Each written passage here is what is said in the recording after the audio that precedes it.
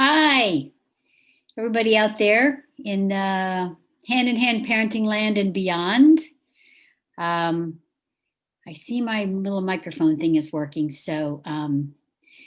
Thank you so much for joining me today. My name is Kathy Gordon. I'm a certified instructor of hand in hand parenting. I'm the single adoptive mama of a 17-year-old. My baby was placed with me when he was 10 days old. So I'm the only mama he knows.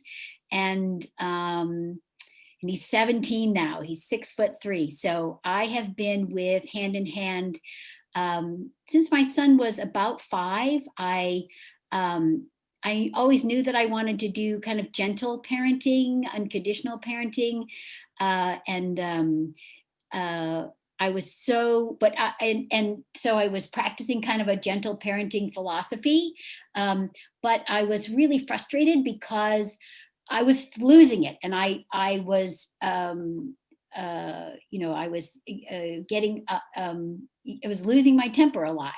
So uh, I started reading some articles from Hand in Hand, and then I was so thrilled that, oh, here are some tools, because I'm tend to be a very pragmatic person.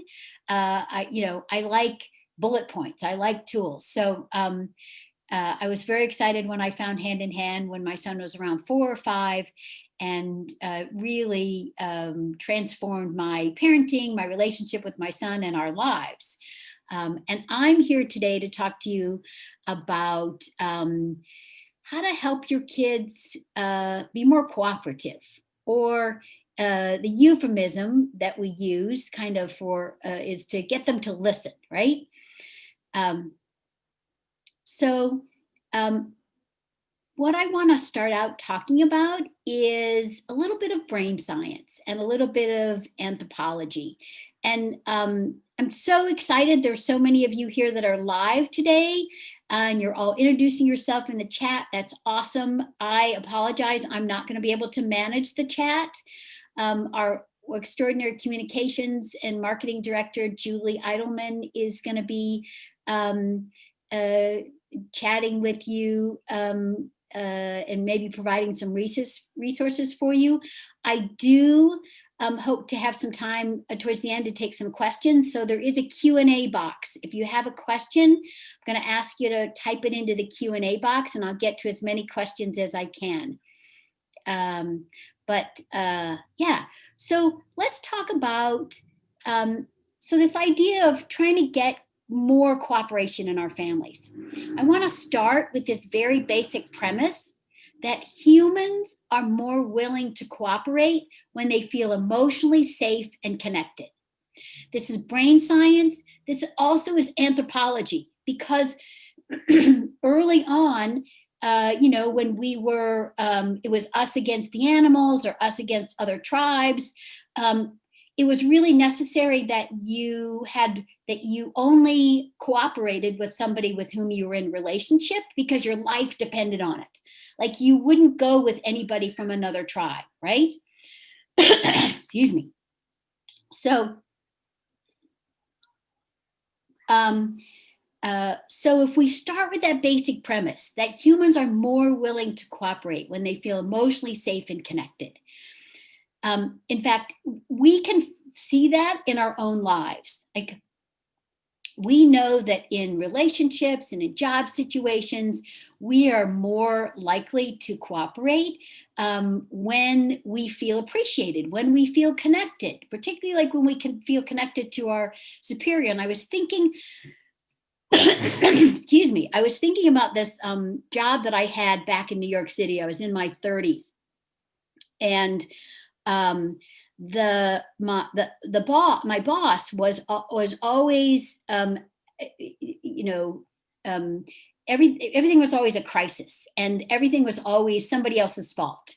And I started to feel very unappreciated and really kind of emotionally unsafe there. And I started like forgetting to give her messages. And when I reflect on that, I wasn't doing it intentionally, but it just, I couldn't think. I couldn't think well. So if we start with that basic premise that humans are more willing to cooperate when they feel safe and connected, then it makes sense that the first thing that we might want to do, that we want to do when we want our kids to cooperate, is to bring connection, is to add connection.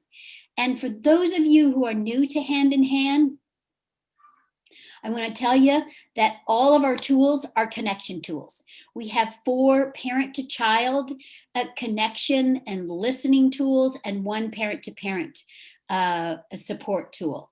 So we have special time, setting limits, stay listening, and play listening. We're going to concentrate mostly today on setting limits, and then we're going to give you lots of resources for how to learn about all of our tools. Setting limits is our primary connection tool, and how to help kids when they are off track and they can't think. But all of our tools do that. And and again, thinking about your what you want your kids to do or not do. If you bring connection first, then you're more likely to get connection. So I'm going to go a little bit more into the brain.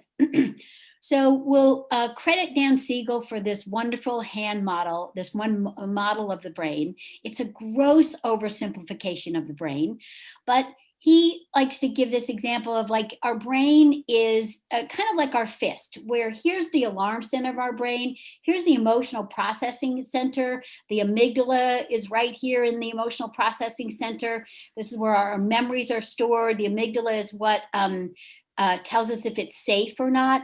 And then here's the thinking, reasoning, prefrontal cortex of the brain that is kind of sits on top of the emotional processing center, or our limbic system. Center. And so you can see that when this part of the brain is running the show, when the emotions are running the show and also telling the alarm center, danger, danger, danger, there's no connection to this thinking part of the brain, right? Dr. Dan Siegel calls it, we flipped our lid. So we like to say in hand, your kid can't think, right? So, and we get in that space too, where we can't think. So if these feelings are running the show, and we want the brain to reintegrate, and so our child can think, then that it stand to reason that we would want kids to release those feelings. Right? And we have this natural healing process where we can release feelings. And what the secret I want to tell you is that sometimes when you really think you're pouring in connection with your kids and they still seem off track, yes, you will be getting a replay. I saw that one. I told Julie I was going to try to ignore the chat, but I did say, but yes, I want everybody to know that there will be a link to the replay and some of the resources that I'm going to be talking about. And it's also going to be available on YouTube. So, and we'll post, you guys will all get emails or links to all of that. You had to give us your email in order to sign up for this. So we will be sending you the replay and also links to resources, because Hand in Hand, our motto is we're here when parenting gets hard. So we want to make sure that you have resources.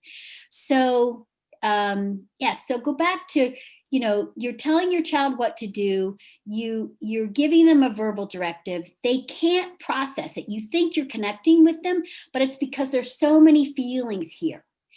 And as I said, we have this natural healing process where, as human beings, we want to get those feelings up and out. So I'm going to give you a little commonplace example that all of us have seen many, many times.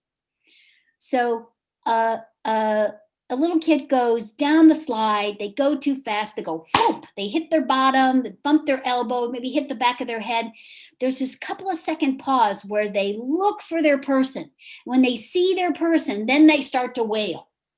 Now that child who is allowed to cry without being shamed or shushed or distracted, or overwhelmed by the caregiver's own panic. That's the child that they cry that out, that little bit of fear or hurt that went in there into their limbic system. They have a good cry for a couple of minutes. There you go. Then they often go right back up on the slide. And we say, oh, kids are so resilient. But same scenario, kid goes down the slide, little hurt themselves. They look around for their person, but they are then shamed or shushed or overwhelmed. Big boys don't cry. Come on, you're okay. Dust yourself off. Distracted. Here's a cookie. That's the child that they don't get that chance to cry. So then they don't go back up on the side. Maybe they're kind of clingy to you, or no, they won't go back up a side. So now they're hanging on, they're just hanging on to you and kind of whiny.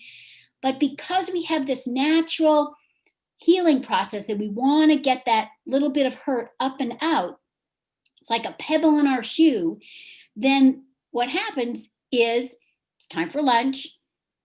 You give them their cookie. They say, I want another cookie. And you're like, there's never a second cookie. There's always only one cookie. I only bring, it's like, you're like, get with the program.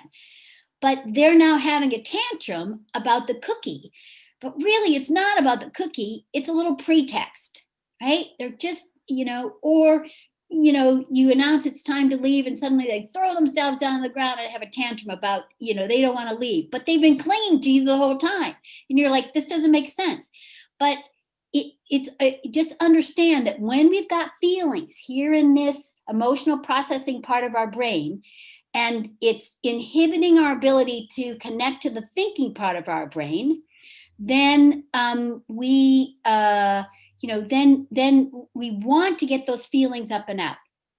So the reason I tell you all this is that when your child is not cooperating, when they're not doing what you ask, what you can surmise is that they cannot think, that there's something stopping them from thinking. And at Hand in Hand, we like to hold the perspective that if a child could, they would. So you kind of assume that that there's something blocking their ability to think, because children are naturally good. Human beings are naturally good when they can think well, when there's not some hurt that is preventing them from accessing the reasoning part of their brain. So we have this 3-step process to bringing a limit and helping a child get back on track. And the tool is called setting limits. I call it bringing a limit, because you're actually going to bring your body. And let me back up, sorry. The 3-step process actually starts, we call it listen, limit, listen. Listen, limit, listen. Now that first listen is where we're checking in with ourselves and checking in with the situation. Is a limit needed here? Is my expectation age appropriate?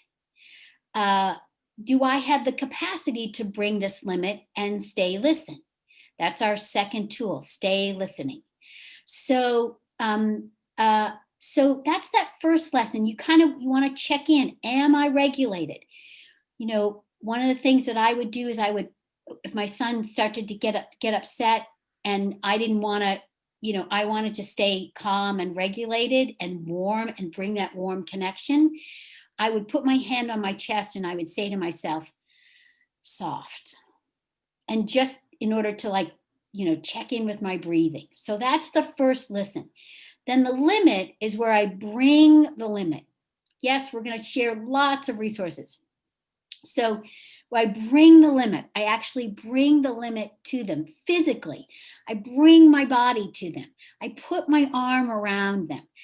If it's something that you're wanting them to stop, you actually put your hand on their hand. No, sweetie, I can't let you do that. You think of like you're bringing the connection to coming to getting between them and whatever it is that they're trying to get to. get between them and the toy they're wanting to play with. Not taking the toy away, just bringing that connection, putting your hand on that toy. And so that's step number 2, actually making that physical contact. Remember, the language part of the processing of the part of the language, yes, let me speak the English language. The language processing part of our brain is more closely connected to the cortex, to the thinking, reasoning part of the brain. So if you do this thing where you're standing away from them and you're giving them a verbal directive, no, sweetie, don't do that. Don't touch that. They can't process that. So that's why we bring our body right to them and make that physical connection, so that the connection can they can process connection. They can process that our physical connection. Now, I want to tell you a little secret. Sometimes all that a child needs to get back on track and be able to think is connection. Is when you just come in, make eye contact, and put your arm around them and say, sweetie, I can't let you do that. No, we're not going to have a second cookie. And then that might be all that's needed, is to help their brain reintegrate. It's just that little bit of connection. However, if there are feelings there, then the feelings are going to come up. And you want to welcome the tantrum, which I know sounds difficult and counterintuitive. I'm going to get to that in a second, this idea of rewarding bad behavior. I also want to say that if we were not listened to as children, if we were treated harshly as children, it can be difficult for us to listen to our own children. It can be very triggering of feelings that we had. That's where our parent to parent support tool of listening partnerships comes in. We want to get listened to so that we have the capacity to listen to our children. But here's the magical thing that happens. When you're able to listen to our children all the way through, just like that example I gave you of, the child who goes down the slide, hurts themselves, and that little bit of fear went into their emotional processing center, and you listen to them, and then they heave this big sigh and they're right back up on the slide. So same thing. You're like, no, sweetie, I can't let you do that. They throw themselves on the ground. For older kids, it might be more verbal than tears. There might be a lot of, and that's kind of like how the feelings are coming out more verbally as you're listening to older kids. And kids might lash out physically. We have a whole webinar on how to stay listened to aggression. That's in the Parent Club, which I'm actually going to talk about in a little bit. But to the best of your ability, you want to listen to the feelings. And as you're listening all the way through, what's happening is the feelings are coming up and out like poop or pee or puke. It's a gross analogy, but when we get food poisoning or we eat something that doesn't really agree with us, and then we have to puke, we know that's what our body needs to do to heal. So same thing here with the crying. That crying is healing. So you listen to the feelings. They heave a big sigh, and then they can think. And we have all kinds of anecdotes, wonderful anecdotes. One of my favorite anecdotes because sometimes we get the question, well, shouldn't you be teaching them that what you did is wrong? So there's wonderful anecdote on our website. If you put in the word sick sibling, sick, S-I-C-K, sibling, it's about a mom and her 2 daughters. And one of the daughters, this younger daughter was sick, and the older daughter was very off track. And in fact, they were sitting at the table and she was kicking her sister. And so her mom just came in, put her hand on her daughter's leg, got in between them and said, sweetie, I can't let you do that. So then she listened to her daughter's feelings. She turned to the younger sibling and said, your sister loves you. She's having a hard time. I'm going to help her. She can't think right now. And so she listened to the older daughter's feelings. I think she may have actually taken her into another room so that she could really, so that the younger sister wasn't hearing the older sister talk about how hard it is to have a younger sister. And then it came out, like, you love her better. I hate when she gets sick. It feels like you don't love me when she gets sick. I get scared when she gets sick. Like, all of this stuff came out. And the mom listened all the way through it. And then the next thing the mom knew, the daughter went, off. And the next thing the mom knew, her daughter was making get well card for her younger sister. So I love that anecdote because it's a great example of how when we listen to kids' feelings all the way through, they know what to do. They know, they know what's the good thing to do, right? So, one of the mantras that you can hold as you are bringing this limit, you can say to yourself things like, this is really hard for them. They don't want to be this way. I like to think to myself, okay, my job is to bring the limit. It's not my job to worry about how you're feeling. I'm just going to listen to your feelings. What you say as you listen is very, very little. Remember, the mind cannot process language at that point. And, you're not going to be instructing your child as they're peeing or pooping or puking, same here. You're just going to be present, give them a little bit of empathy. I know it's hard. You might reiterate the limit. Yeah. No, not having another cookie. We're not going to do that right now, but just, it's like 95% listening, 5% of a little bit of verbal empathy. Your hand is on them and they feel your physical presence. You might try to make eye contact. You'll see kind of like when the process is winding down, the more they're able to make eye contact.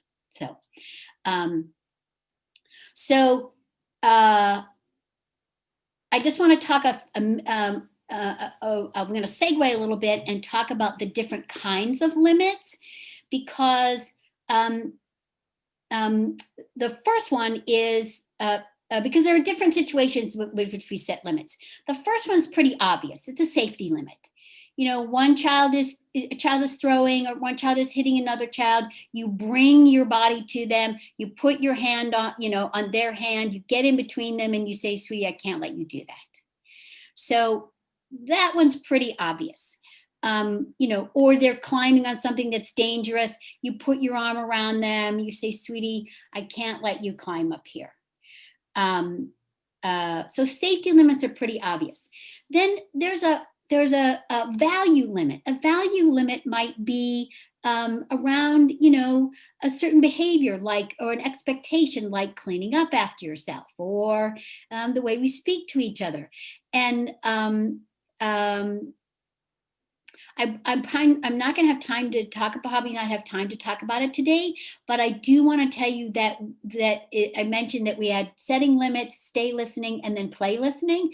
And play listening is our tool for bringing limits playfully, because oftentimes, especially with verbal off-track behavior, it's really much more effective to bring a limit playfully, because you can't put your hand over well, you can, but it does not very effective to put your hand over their mouth and say, sweetie, I can't let you say that. So, we have a whole bunch of resources about bringing limits playfully. There's an article on our website called Bad Words from Good Kids, another one called Don't Take That Tone with Me, that are great examples of bringing limits playfully. And I'm going to talk too a little bit about the difference between bringing a warm no and holding an expectation. So that's the next kind of a limit that I would say is that holding an expectation is a limit. It's time to do this. And it can feel a little tricky because, again, you're not putting your hand on them to stop them from doing something. You're wanting them to do something. So oftentimes, you holding the expectation, making the physical contact, sweetie, I need you to put your shoes on. And then there's a lot of feelings, and then they're able to cooperate. Again, I said that you always have two choices: to bring that warm expectation or to get playful. And getting playful would be something like, this is when I was an aunt. And it's always easier to be playful with kids who aren't yours. And I was with my sister and brother-in-law and their two kids, and their younger one was about 2, and she was refusing to put her shoes on. I didn't know hand in hand then, but my mom was silly. So I think I was channeling my mom when I did this. So I tried to put my feet in her shoes. And then she started giggling, and then she put her shoes on. She said, no, these are mine. And she put her shoes on. So bringing an expectation limit playfully, it can be really, really powerful. So then the last type of limit I want to talk about is what we call a proposal. And a proposal can also work really well with an expectation, and it can especially work well when it's something that's big, like separation, like going to school, or even going to the dentist. So or taking medicine. There's a great article in our website called "The Day I First Partnered with My Child." It's one of the original articles that Patty wrote, where she is giving her son eye drops. And she just proposes, sweetie. She's just holding the eye drops. She just proposes, sweetie, it's time to take your eye drops. And he cried and cried and cried, and she just listened to his feelings. Then she proposed again. And so this proposing and listening is also a really powerful way to, when there's something that you want your kids to do. So let me talk now about what gets in our way. Because as I said, if we were not listened to as children, or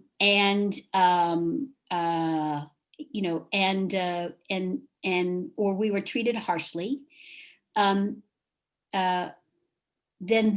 our approach to bringing a limit and listening and trusting, like the big difference is we're not trying to make the behavior change in that red hot moment. Because our child can't think. And so this unique approach of bringing the limit, holding the expectation, and listening to feelings can be difficult for us for most of us, because we were not parented this way, So one of the first things that gets in our way is this fear that I'm rewarding bad behavior. And what we want you to know is that it's so that the brain is not that manipulative. I mean, the brain and the limbic system is very clear about signaling help, help, help. But it's not, and it's true, your child is going to signal help every time that they are off track. But it's not, connection is not a reward. Connection is a necessity. Just like air is a necessity. We need connection in order to be able to think well. In fact, young children need connection for the purposes of brain development. But the thing I want you to keep in mind is that when you bring the limit and you listen to feelings, what that does is it literally creates new neural pathways in the brain that um, uh, that you're as opposed to rewarding bad behavior, you're teaching the brain is learning. I can bump up against a no. I can feel disappointed. I cannot get what I want, and I can live through it because somebody was there keeping me safe and seeing me as good. And so I moved through the feelings and I got to the other side. And the more you do that, the more resiliency you create, the more you create those things that we want our children to have, like delayed gratification, like being able to handle disappointment. And so, really, the opposite is true in that you are teaching the brain that you can feel your feelings and you can move through them, and you can come out the other side, and even feel better, like have more access to the thinking part of your brain. Um, so, I mean, it takes a tremendous amount of mental and emotional energy to tamp down feelings. And Patty tells this great story about when she was the director of a child development center, and there was a toddler that they were going to need to move from the infant room into the toddler room. And this toddler really did not like this idea, wanted to stay where she was comfortable with the teachers that she knew.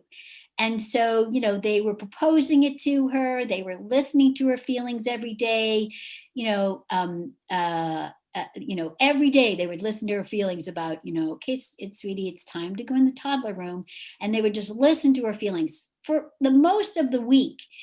And then the mom came back that next Monday and reported that her 1.5-year-old, or almost 2-year-old, or whatever, had made a huge development in language over the weekend, like suddenly, like, I don't know, 400 new words or something.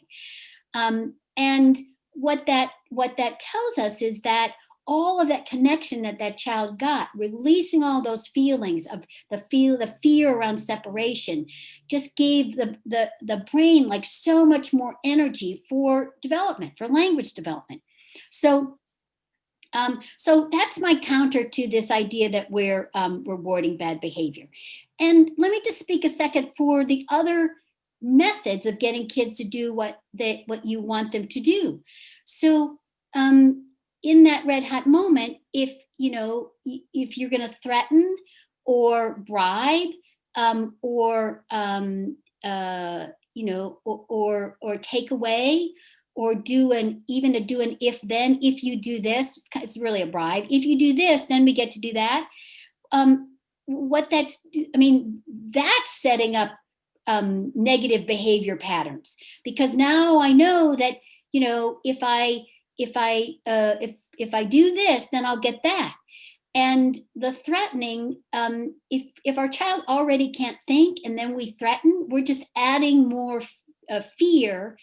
They already know that they're in trouble, right? They already know they're in trouble. I mean in trouble and emotionally, like not emotionally regulated. Like they already know they can't think. They already know that what they're doing is not on track. And so when we threaten, then we add fear and shame on top of what they're already feeling, and it damages our relationship.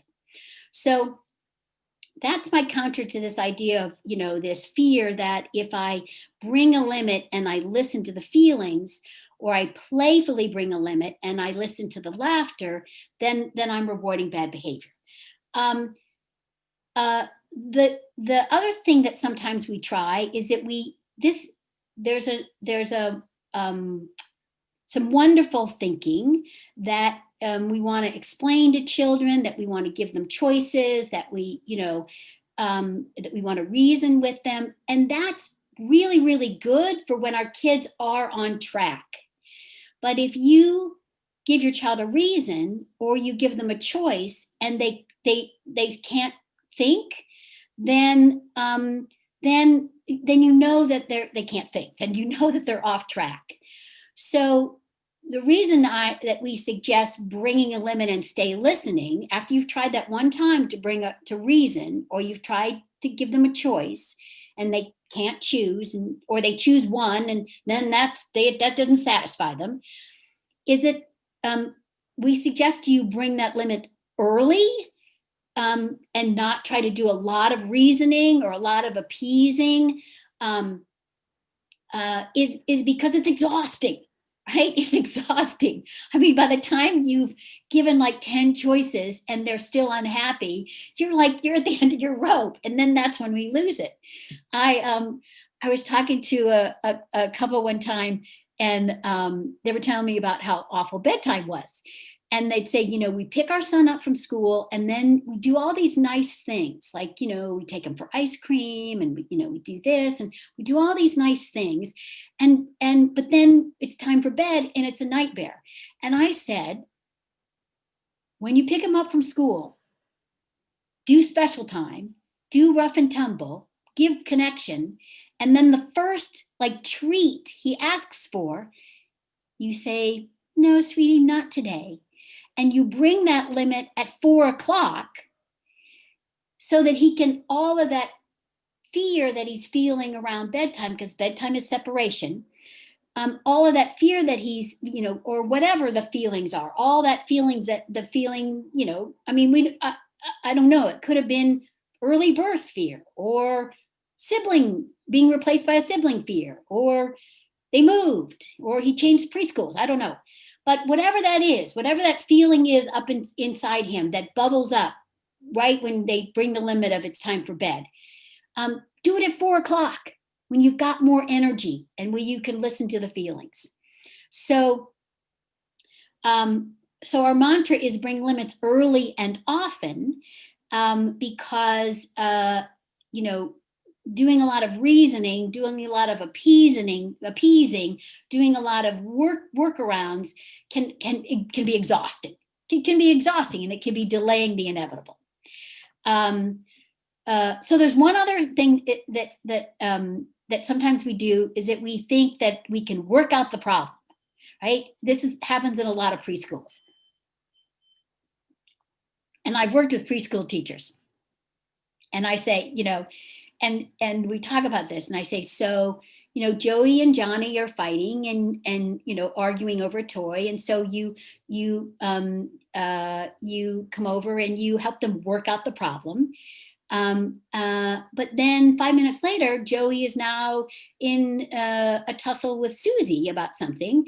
And so you go and you work out the problem. But then 5 minutes later, Joey's doing something dangerous on the slide.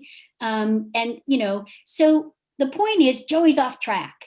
And if you bring a limit, early, and let's just say, for instance, that Johnny had the toy and Joey's trying to get it away from him, and you put your hand on Joey's hand and you say, Joey, I can't let you take that.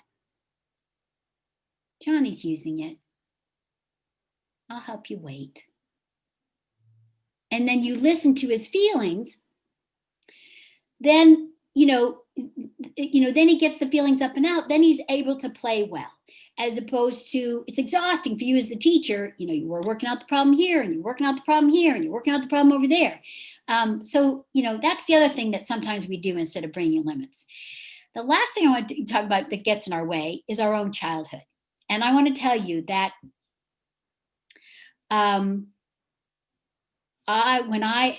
so I came to parenting late in life. I decided I want to be a mom, and I went through the adoption process.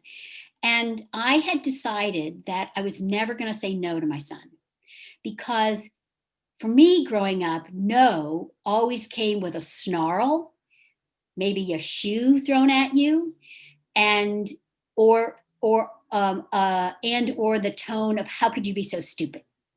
So I had this idea that I was never going to say no to my son. And, I never wanted him to feel bad like I did. Right.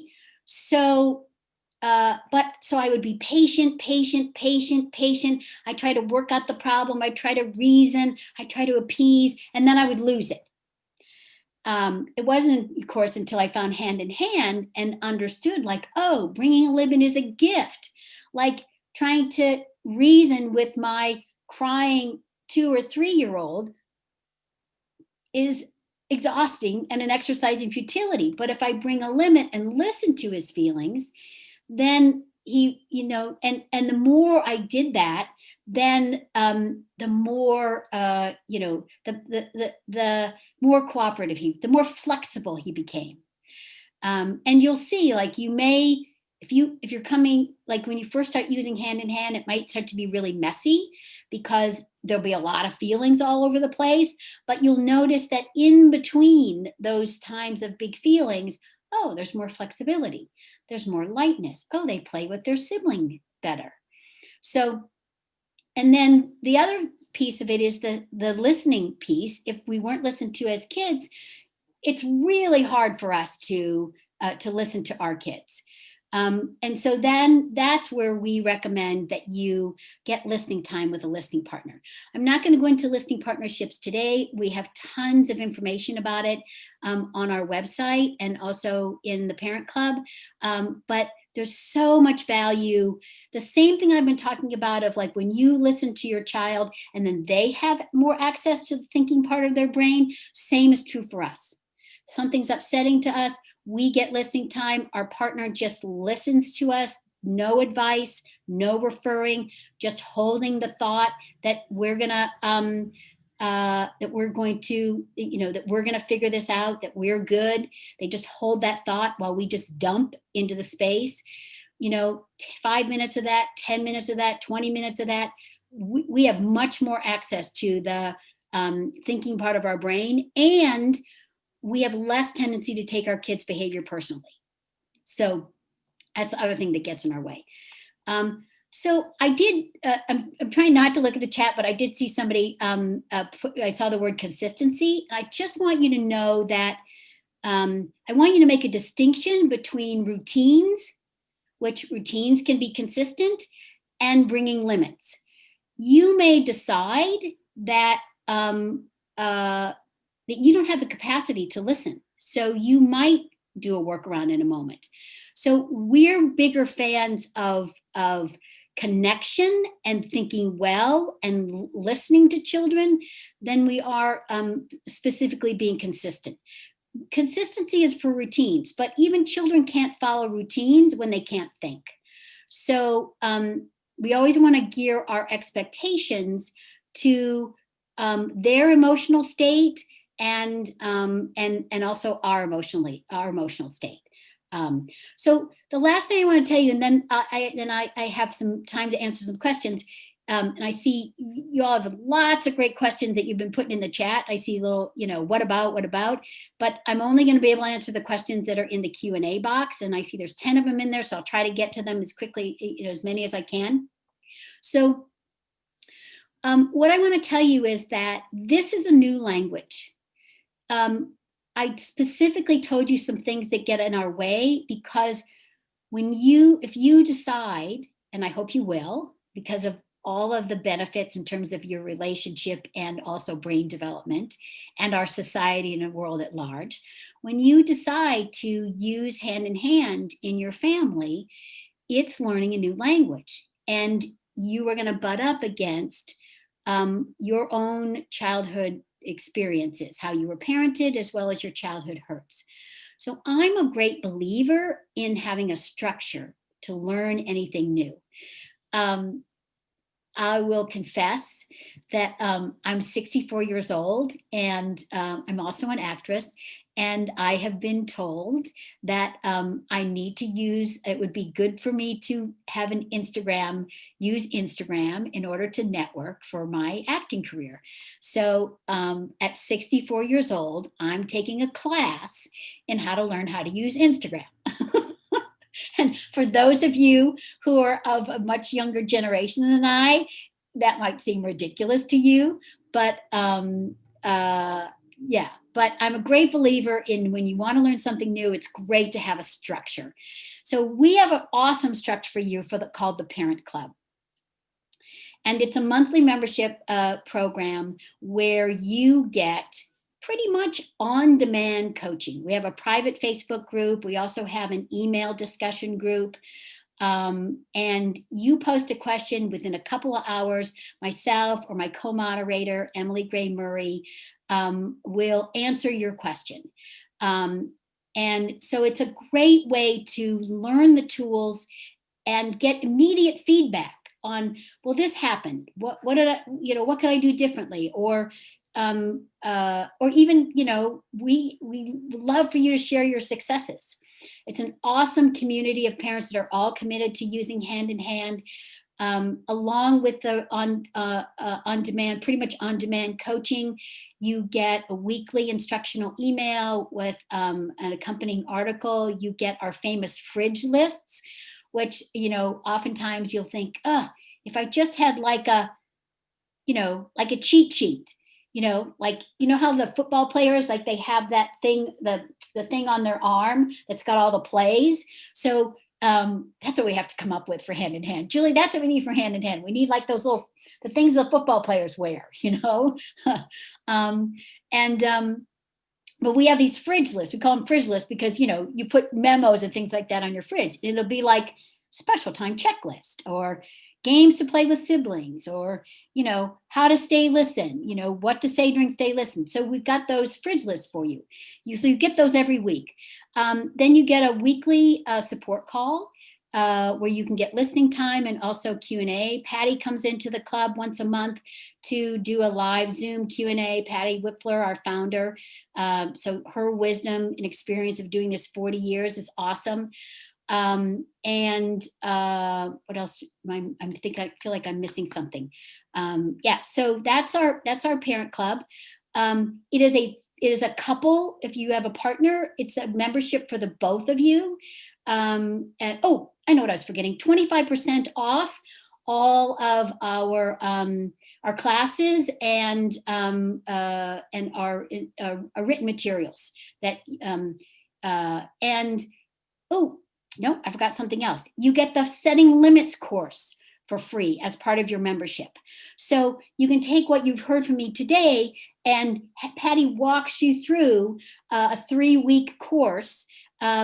You could spread it out as long as you want. It's a self-guided video course where she really talks through not only what I've talked about today with this 3-step process, but also incorporating the other tools, using special time during challenging moments, bringing limits playfully, bringing limits with siblings, sharing, things like that. So you get that whole self-guided video course as part of the membership. And it's just a really awesome community. And 25% off one of the other classes would be like the starter class if you wanted even more structure, which is our 6-week class for focusing on one tool each week with a weekly support call, Q&A, getting listening time. So that's the awesome structure that we provide. And I just want to let you know that when I first discovered Hand in Hand, my son was probably about 3 or 4, and I was reading the articles. And I was making a lot of mistakes. And it wasn't until I got a consultation with Patty, and then I took a starter class, and I had that structure that and I got a listening partner, that I really started to be able to use the tools effectively. So that's what I would highly recommend.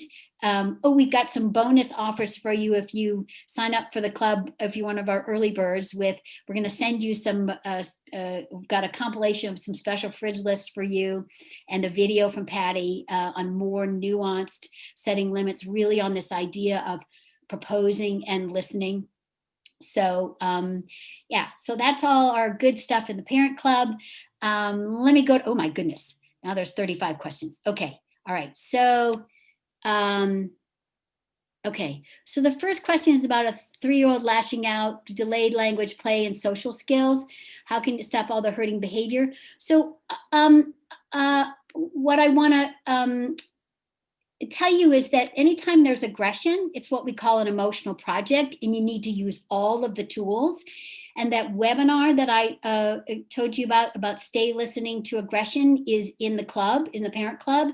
You do need to provide some gentle containment and stop the hitting. And the more feelings that come up and out, the more possibly the more brain development you'll see, possibly the more language development you'll see.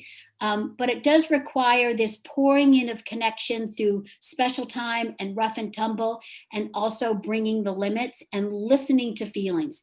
And it's a project, so it'll take some time, and it will definitely require you getting some listening time so that you can think well, and so that you can see that you're on the right track, because you'll start to see the flexibility in between the tantrums. So yeah, so this is another question about kicking, punching, scratching, pushing, and screaming, and that is bringing a safety limit. And again, that webinar on Stay Listening to Aggression, I do like a whole show and tell about how to provide that gentle containment, how to use like a mat and maybe a blanket, but it's a matter, just as I was saying to the previous person, and I'm sorry, I made it go away, so I've missed your name, but is that it's always a combination of pouring in the connection through special time and rough and tumble, and then bringing a limit and actually stopping the aggression. You actually have to, because I remember early on, because my son's, because of his prenatal experience and adoption trauma, he had a lot of fear inside him. Oh, that's the other thing I forgot to say to the previous mom as well, is that one of the things you want to know is that an aggressive child is a scared child. And you can think of it almost like, when an animal gets their foot in a trap, they go feral. They fight, trying to save their own life. So you can think about it that way, and then you're bringing safety, and you are helping them to stop their body. But it is an emotional project. We also have an awesome self-guided video course on aggression called No More Hitting. Join the parent club, you get 25% off. And we also have a lot of resources in the parent club on stopping aggression.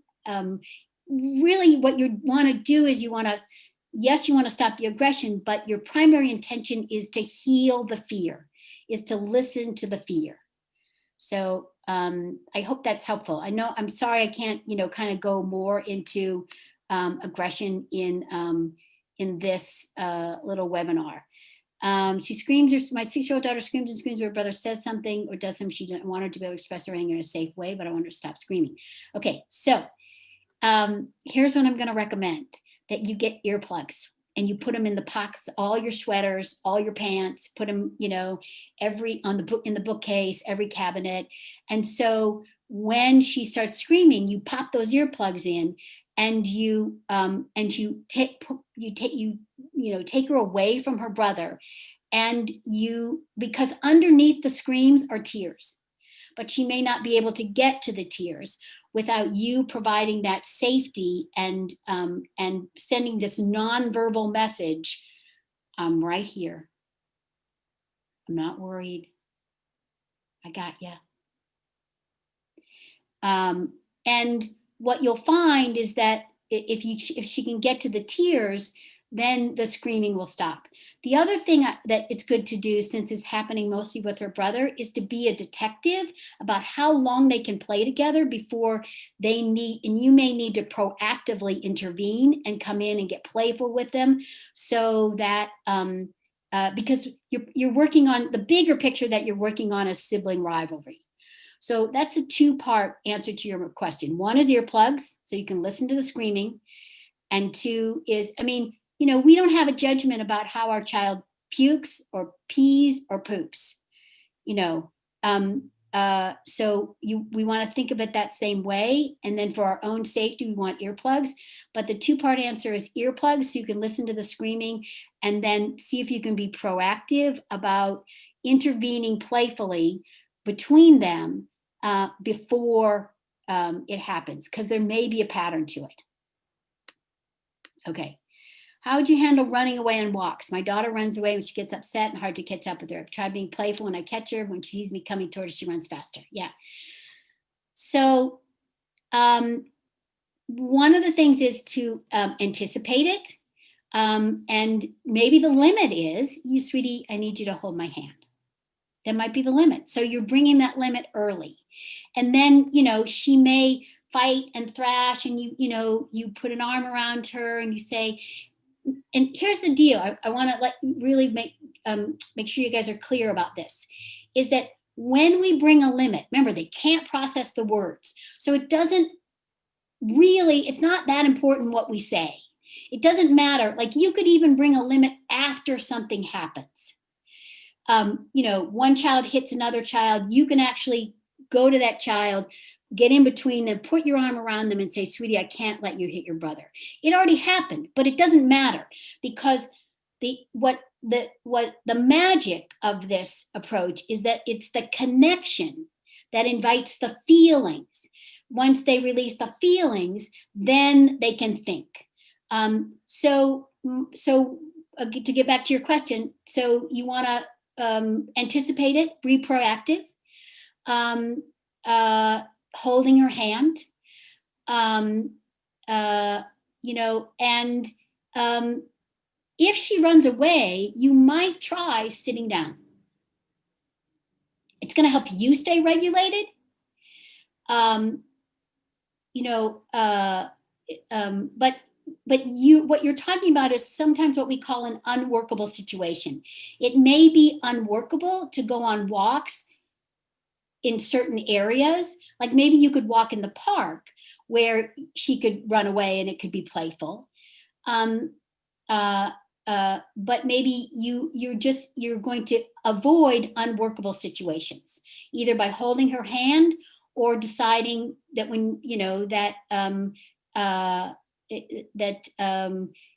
that you're only going to walk in areas where it's okay if she runs. And if she runs, let's say she runs, you sit down, she comes towards you, you get up, you catch her, you can't even bring the limit then. Sweetie, I can't let you run. And see if just bringing that warm limit then brings up some feelings. There's a great article on our website, and Julie, maybe you can find it. It's written by one of our senior instructors, Kirsten Nodelson.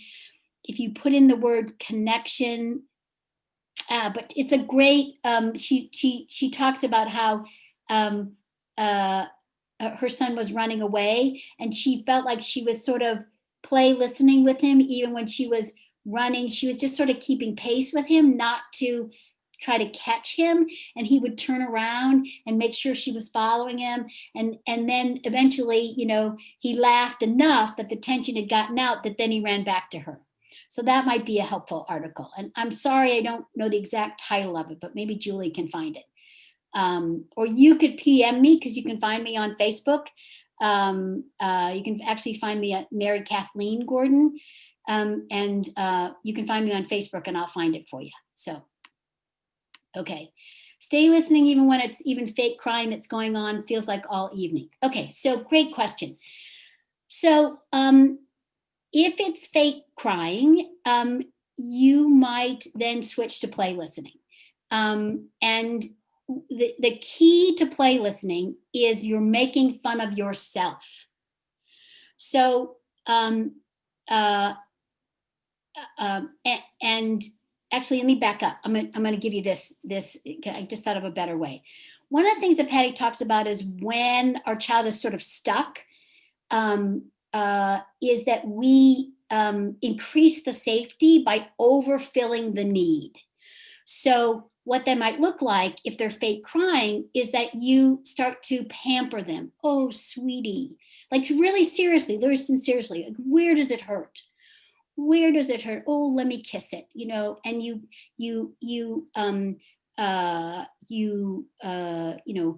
swaddle them and you bring them in their arms and you rock them, if you still can rock them, if they're not so big, but you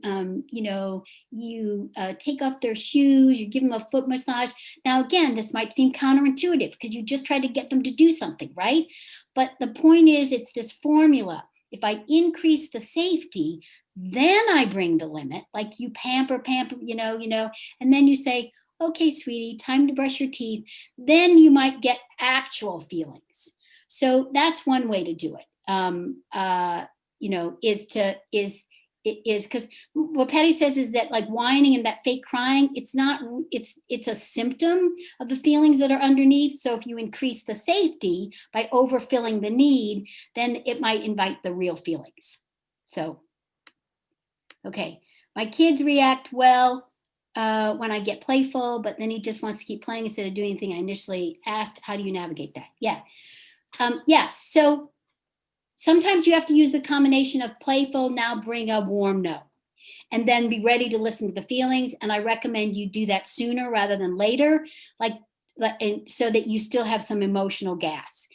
If it's something like rough and tumble, you can also use a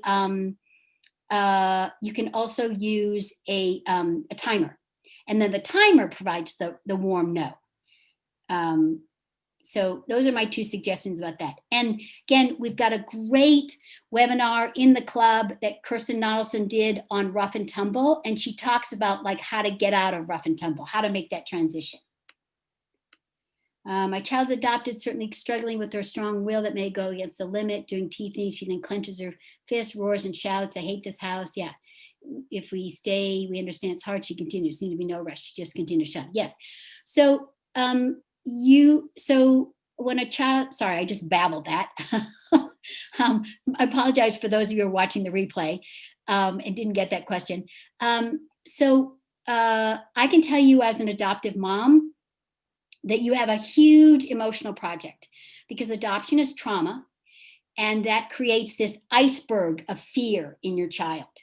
And every time there is an expectation, that fear comes up. So we have a wonderful teleseminar on our website called How to Help Your Foster/Adopted Child Heal and Stay Sane in the Process. And it really talks about the fear that is inside a child when they've experienced trauma. We have a lot of resources on our website about trauma as well. So I would highly recommend that you check those out, because you're going to need all of the tools, and you're going to need a listening partnership so that you are staying sane and that you are able to continue to see them as good, even though they're struggling almost every single day, because fear it makes it impossible to think. We all know this. We all know this, that you can't think when fear grabs the brain. So what do you do when a child does not respond to playfulness? I usually met with mommy, just stop that. Yeah. So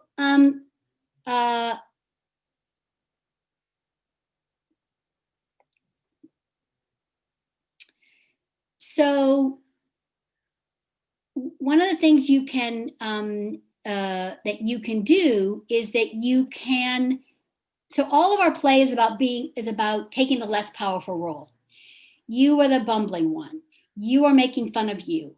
If you want some resources on how to be playful, I highly recommend you watch some old videos of old comedians like Dick Van Dyke and the original Three Stooges and Lucille Ball. You'll see that the art of their comedy is that they are making fun of themselves. And so what you can, you can do things like, if he says, mommy, stop that, like his words are so powerful, it blows you all the way back, or it freezes you. And then you say,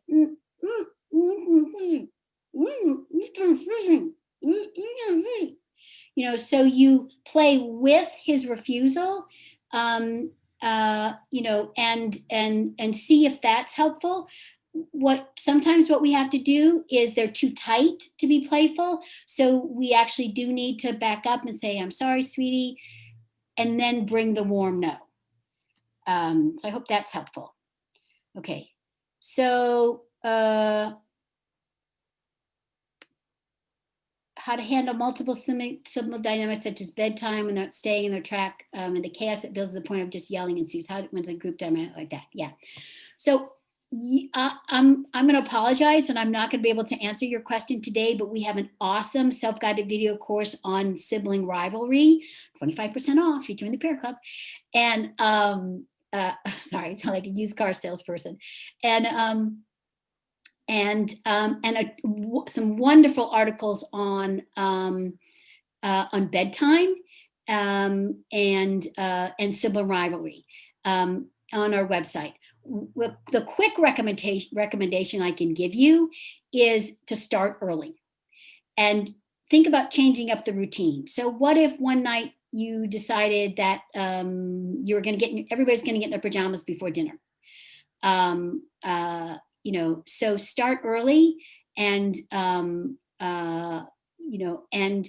if you start early with having a lot of connection and play and roughhousing before you actually start any bedtime routine, sometimes you can get more cooperation. So I hope that little bit is helpful. We have struggled setting consistent, gentle physical limits. Our 4-year-old's rough with our 4 months. He's strong and fast. Yes. Yes. So what I want to tell you is that to have your 4-year-old be anywhere near your 4-month-old where you cannot put your hand in between, or you cannot stop your 4-year-old, is an unworkable situation. You cannot have your 4-year-old be near the 4-month-old without you being able to be right there to stop them. So that's number one. That's just non-negotiable. And then understand, there's a great article called sorry, I'm blanking. We can't send her back. If you put in "we can't send her back," you'll find this great article that is about helping your older child with the new child, because they love their sibling, but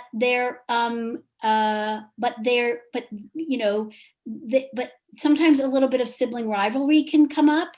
And so that article is really great. And the other thing to know too is that because your daughter has, I don't know if it's a daughter, but your 4-year-old has been replaced, is that when she gets close to the 4-month-old, even though she loves the 4-month-old, they love the 4-month-old and they want to be gentle, they can't, that fear grabs hold of them and then they can't think. So talking to them about it, being gentle, words can't touch their heart. It can't touch the fear that grabs them. So that's why you have to be there to put your hand on theirs, and say, you can actually move their hand. Gentle, sweetie, gentle. Or, no, can't let you do that. So those would be, and check out that article, because that will help her with big picture with them, big picture with the fear. And then they can never get close to the 4-month-old that you're not right there. So that you can bring a warm limit, or actually physically interacting with your 4-year-old in order to guide their hand. Yeah. So let's see.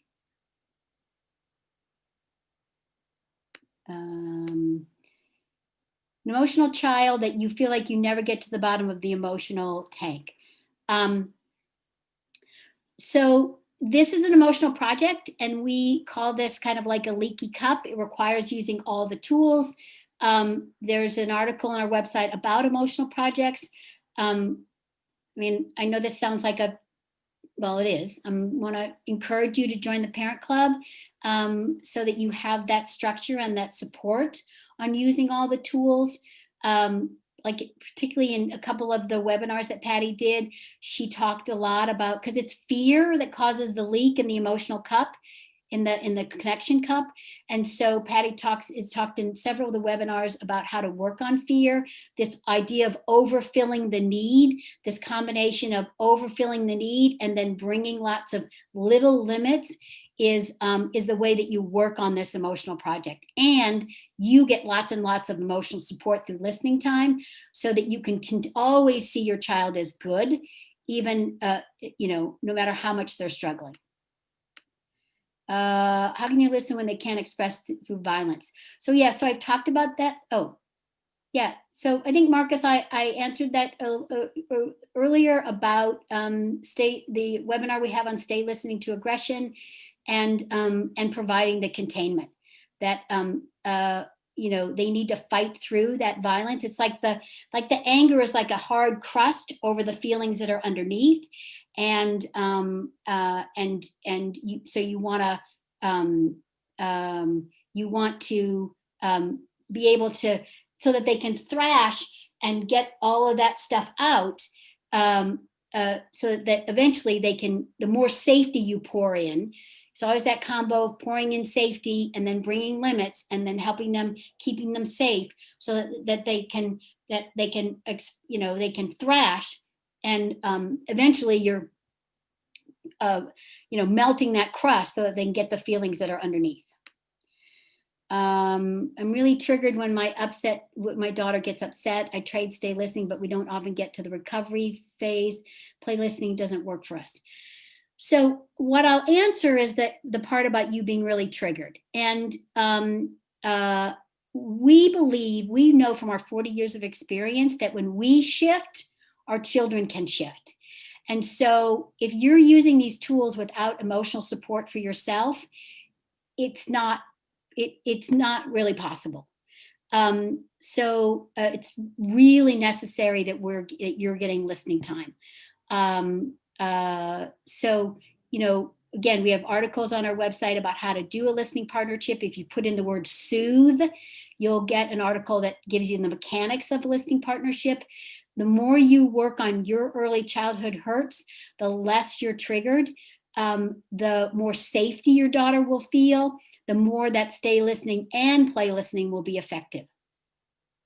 There's also an article called 8 Ways to Tame Adult Tantrums, and another article called Crazy Mad, which gives you 5 wonderful ways to empower your kids to like not to be responsible for you, but like, for example, one example would be that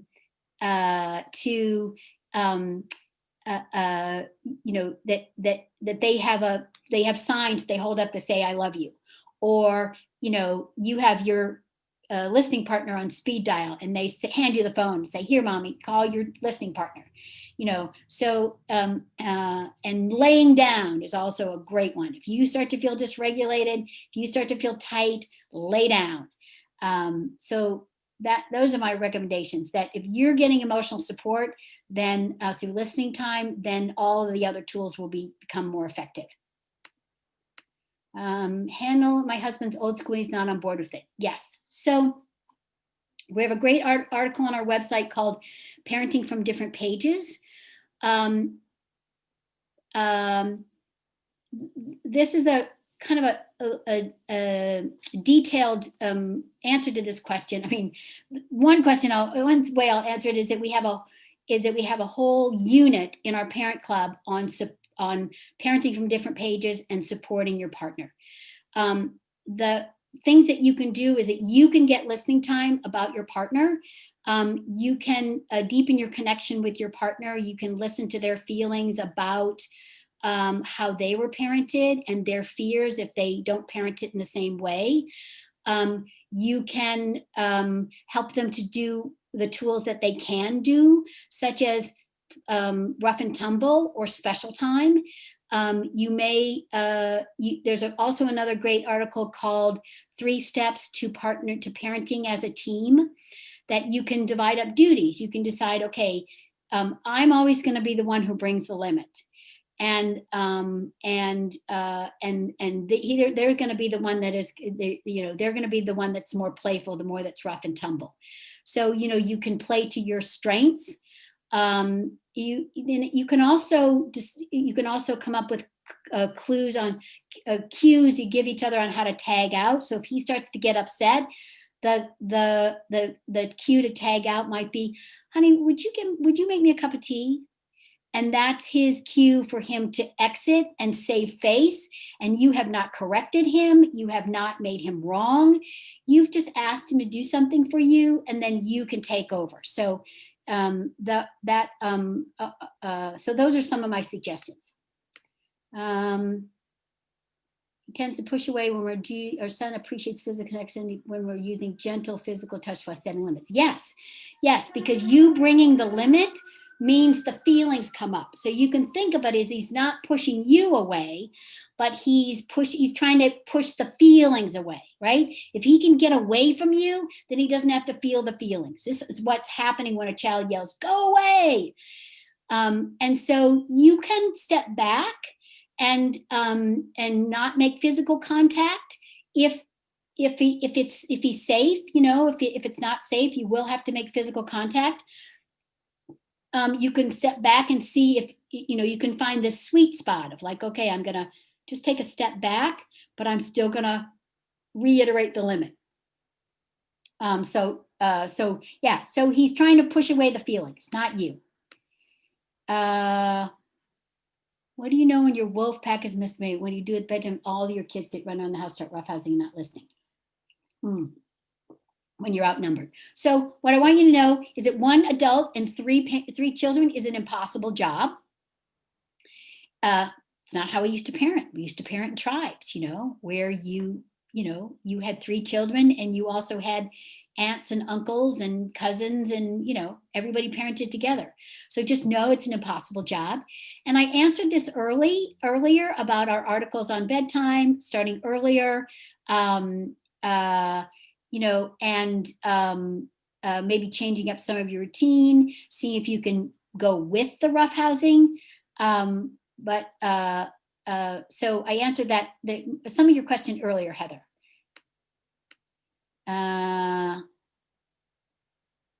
I don't know what this means. Do you have any suggestions or thoughts on his response? Sorry. Find it hard to know if my Liz is reasonable or being too controlling, that I doubt myself and find it hard when he protests. The coat's too thin for school today. Do I need to let it go and learn that herself? Yeah, so that's a good question. That's a great question. And that is that first step of listening to ourselves, checking in with our inner wisdom. The more listening time we get, the more we're able to think well during that first step of listen. And you can also think like, okay, if she wears this thin coat today to school today, what's the worst that could happen? She'll be cold, so so that you can also think of it in that context too. You can also think of it this is not about the coat. It's not about the coat. So I'm going to hold this limit, and whether we actually get to changing coats or not, I'm going to hold the limit. I'm going to listen to the feelings. If she cries and tantrums for 20 minutes, I could actually say, you know what, sweetie, you've worked on these feelings enough today. It's all right. We'll try a different coat tomorrow. We call that a strategic retreat. Again, you don't worry about the brain thinking like, ooh, I figured that out. Now I know how to get around mom. It's not that deep. Our brain doesn't work that way. It's more, you listen to the feelings, and then maybe the next day when you say, sweetie, this is a coat I want you to wear, that she'll be flexible. Or you learn from this and you go, okay, she got a thing about this coat. So tomorrow I'm going to propose that she put on the heavier coat 30 minutes before we have to walk out the door. And then I'm going to listen to her feelings. So those are some options. I work with parents who cannot afford a membership. Do you have any scholarships? So we have a scholarship of $15 a month. We do not have pro bono support through the club, but we do have all kinds of resources on our website, and all kinds of, like, there's a dad support call that's being offered quarterly that's free through our some of our dad instructors are doing that. We have a lot of free resources. Just the scholarship rate for the club is $15 a month. And we do have scholarship rates for our starter class as well. So even if you're not a member of the club, you could do the starter class. You might also, Michelle, if there's an instructor that's close to you, you might, and if you work with an organization, you might talk to that instructor about using our instructor outreach fund to partner with you and your organization. So that's another option. Is there a way a parent can reflect back to a 4-year-old who's upset and demanding that you really understand how they feel while maintaining limit? Absolutely. But it's not about teaching, because remember, their brain can't process language. It's just, I know. Yeah. This is hard. It's, you know, the idea of reflecting back so that someone feels felt is an intellectual concept. It's not an emotional concept. He feels felt just by your presence, just by the not, remember 91, 93% of our communication is nonverbal. So by your presence and your nonverbal message, I'm not worried. You're fine.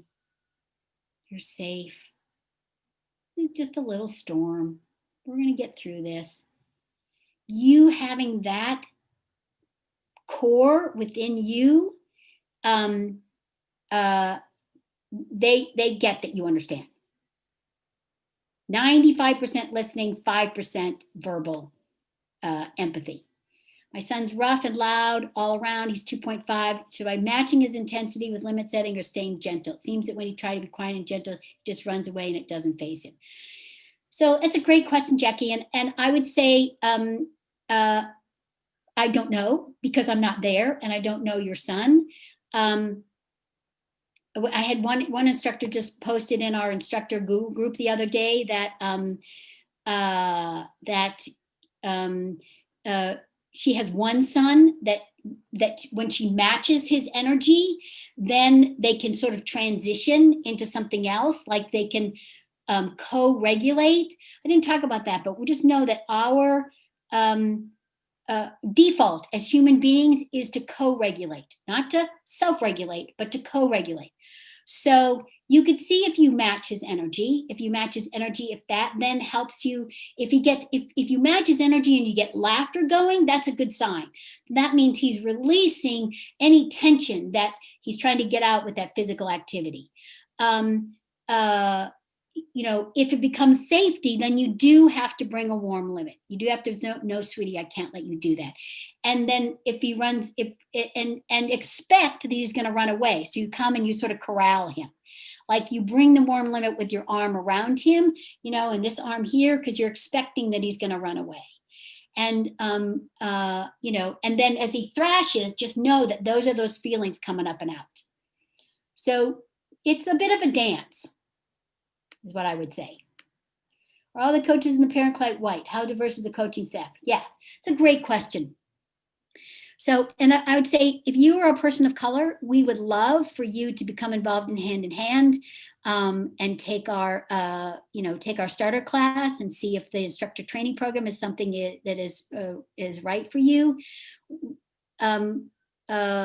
We do not have. We have a few Latin instructors. We have one Black instructor. We have a couple of, we have a few Asian instructors. We're getting more and more men. We have one male, a dad of color who's about to become an instructor. So it's something that we're actively working on. Emily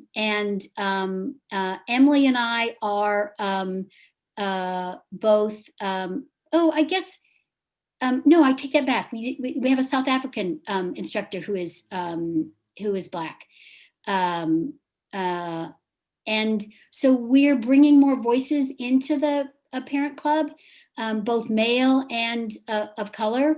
But the two main moderators, Emily and myself, are white. And I'm adoptive mom of an African-American son. So I have some sensitivity, but that's where we are now. And it's something that we definitely know that is a weak spot in our organization, and we're working hard to rectify it. So Gosh, I have 31 more questions. Okay, I don't know that I'm going to get to all these questions.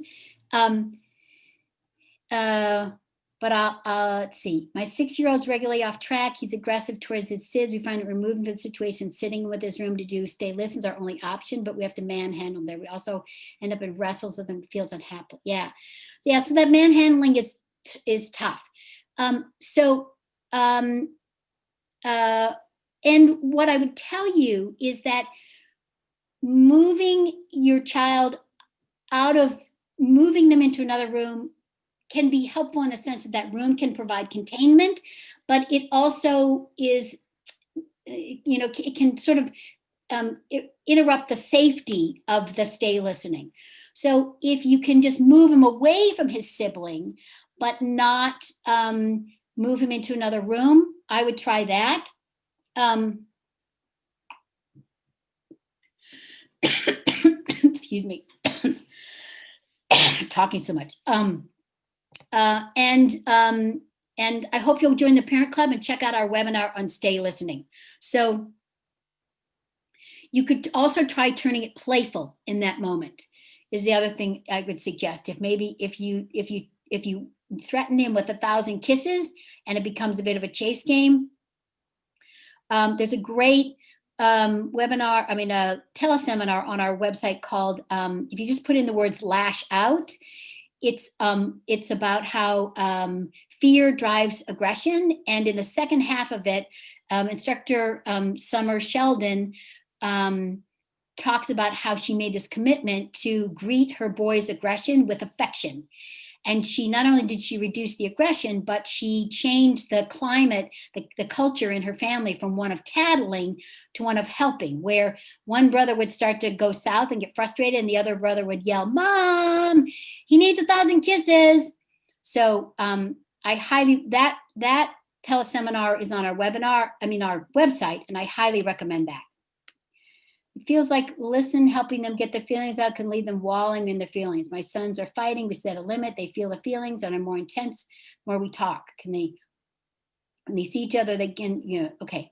All right, great. So Terry, this is a complicated question because first of all, you're dealing with sibling rivalry. And that's kind of an emotional project that requires undivided one-on-one special time with each child so that their connection cups are filled. And then a lot of play where they join together to gang up on you. And then intervening playfully or bringing a warm limit when they start to fight. And then listening to feelings. There's a great article on our website about stay listening in stereo. Stay listening in stereo. And listening to feelings, not talking, not trying to work out the problem. There's another article called When I Get There Too Late. And this is when they're already fighting and you come in, and it's really clear in that article, come in with no judgment, no blame. If it seems like one person is being the aggressor, yes, you bring the limit on that person. You say to the other sibling, "I'm sorry, your brother loves you. He wasn't thinking, I'm going to help him stop." And then you just listen to feelings, no working out of the problem. Part of the reason, if you're talking about it and working out the problem, then they have to tamp down their feelings in order to connect to their thinking part of their brain in order to process language. And if that's happening, the feelings aren't coming up and out. So the feelings are still there. So that's what I talked about earlier about, why working out the problem is less effective. So those are my recommendations. All right. How do you handle a 5-year-old biting a 7-year-old? This habit is younger, not only when she's overtired. When time's a factor and listening is not an option. So when time's a factor and listening is not an option, you can be playful. There's an article on our website called, if you put in the words biting and then the word playful, I think the title is something like Getting Playful with Biting and Pinching. And so if time is not a factor, you can get playful. Then how you handle it, again, this article, When I Get There Too Late, is helpful, is that you still bring the limit. She's bit the 7-year-old. You come in, you put your arm around her, you say, "Sweetie, I can't let you bite your sister," and you listen to the feelings. And if you're saying this is a pattern and you notice it, then you're on what's called friendly safety patrol. That then you, then you're right there to stop it before it happens. So yeah. How would you bring a limit with a child's verbally abusive sibling that won't stop? So that is, so again, this article, Bad Words from Good Kids, don't take that tone with me on how you can playfully intervene. You might get the two of them to gang up on you. You might have to come in, get set between them, move the child who's yelling aside. As you say to the other sibling, I'm sorry, your brother doesn't mean this, he loves you. You might, if and you may then offer the one who's yelling 2 minutes of special time where they get to go in another room where they're not within earshot, and they get 2 minutes to just blast their sibling. So those are some ideas about that. Continue to scream and throw toys around like I'm not going to use that word, about your dear child. Not tantruming, just being a toddler, I guess, a crazy one. So I don't know, Jackie, I'm not there. You can try joining him in the play, maybe not the throwing, but actually, if they're wanting to, because they're looking for, if they're running around throwing things, most likely they're looking for connection. There's a great article called 12 Ways to Heal Aggression, and that would be a great article for you with some ideas on how to come in with a vigorous snuggle or some affection games you can play, that you're playfully putting a limit on the aggression while you're still while you're providing the connection that they need. Dealing shame with guilt over past parenting mistakes and negative parenting patterns. Listening time. We have a great article. If you put in the word guilt on our website, there's a great article about parental guilt and how you can work on it in listening time. And I just want you to know that we have no judgment, that we've all been there. We are under-resourced. There is that parenting is not valued in the world. So there's parenting oppression in the way that we are blamed and not supported. So listening time, being easy with yourself, checking out the article Crazy Mad for You, so that you put practices in place so that you are working on staying regulated and staying calm, and working on, and what I would recommend in listening time is that you can talk about the current, the things you've done in the past, but go right to what that reminded you about your early childhood, like maybe something you did or something your parents did. So work early. Working early is so healing. And if you work early and you heal those early hurts, it's far easier to forgive ourselves for the things that we've done that because those early hurts got triggered. Can we set a limit on our child yelling at us when he's mad? So in Stay Listening, we like to allow freedom of the mouth. It depends, and what I recommend is translating. So the I hate you means I hate these feelings. Go away means I want these feelings to go away. You can try to get playful with it, but be careful that it doesn't stop the feelings. My mom used to, when I'd get upset and she, and I would be saying like, you're the worst mom ever. Why won't you let me do this? She would just say, yeah, I'm a mean old mama. And that was her way of telling me that I was good and that she wasn't taking my upset personally. And so, who could still be angry in the face of that? So I would start to laugh.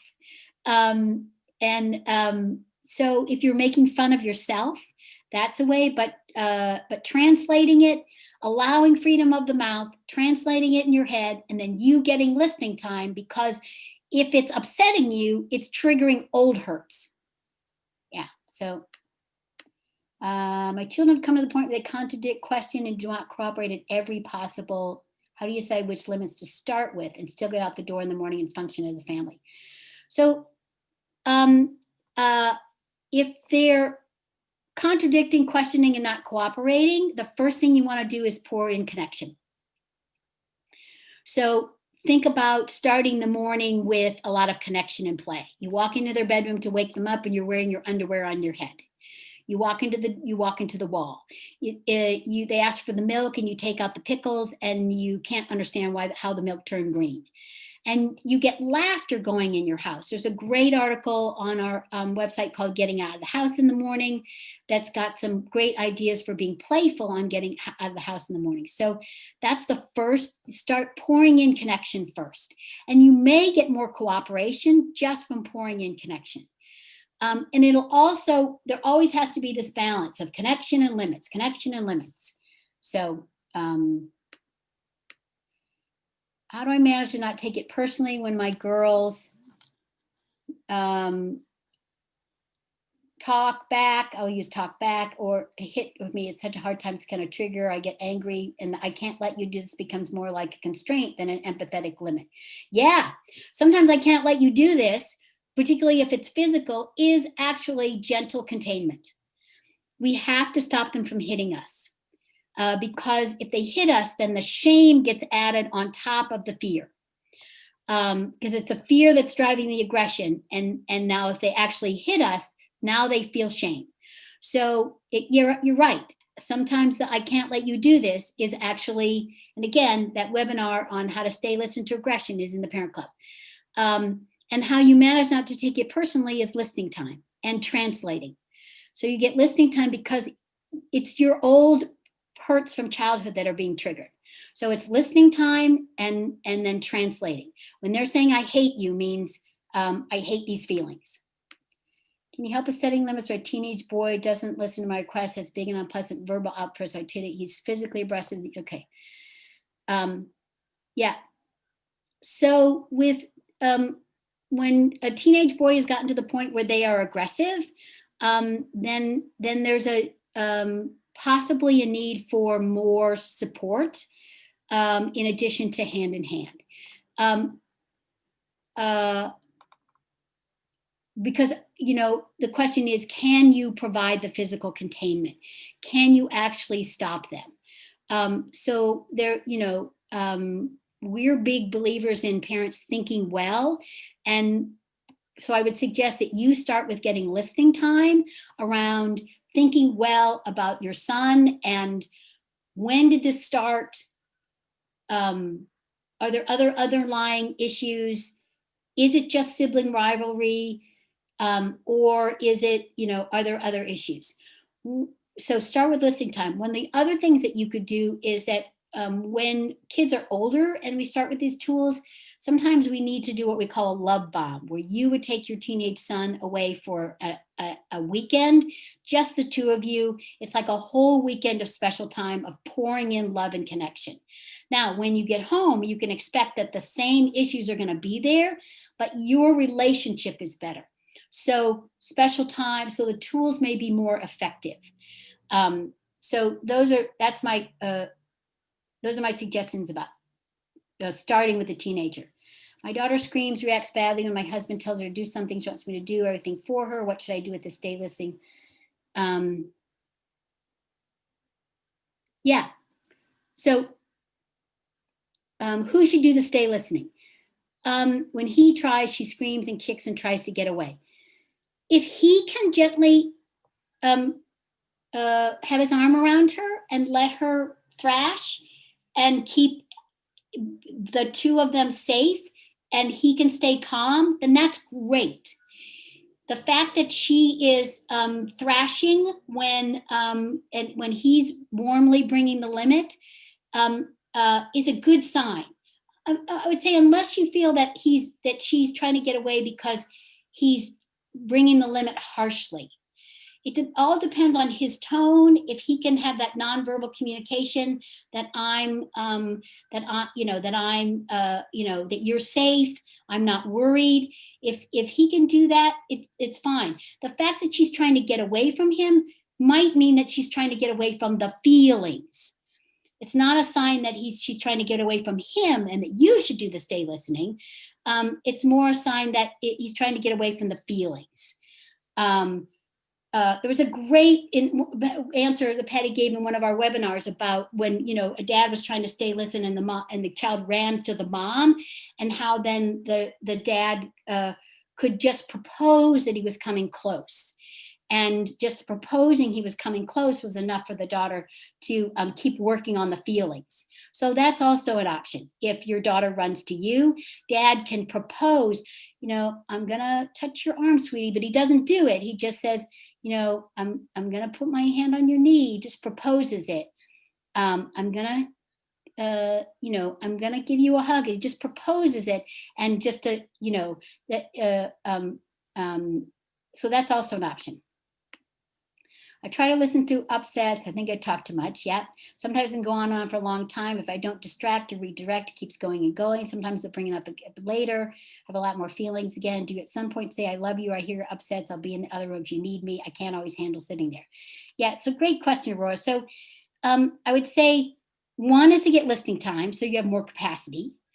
2 is you can always see, and also work on this, like, what would it be like if I didn't talk at all?